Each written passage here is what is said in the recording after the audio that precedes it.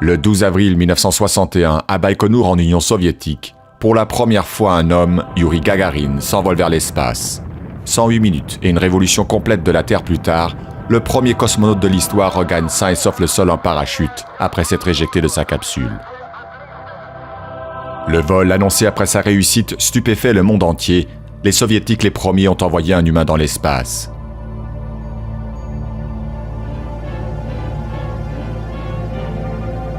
Depuis la fin de la Seconde Guerre mondiale, la rivalité entre Américains et Soviétiques avait provoqué une course aux armements et le développement de missiles balistiques qui servent de base aux premiers lanceurs spatiaux. En 1957, les Soviétiques surprennent le monde en lançant Spoutnik, le premier satellite artificiel. Un mois plus tard, c'est une chienne Laika qu'ils envoient en orbite. Les Américains sont sous le choc. La course à l'espace devient un enjeu essentiel de la guerre froide.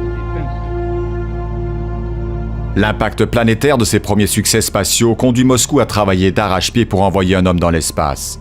Pour cela, il lui faut un héros, un homme du peuple. Ce sera Youri Gagarin, un jeune pilote de chasse souriant aux origines modestes, qui remplira parfaitement son rôle de cosmonaute soviétique modèle.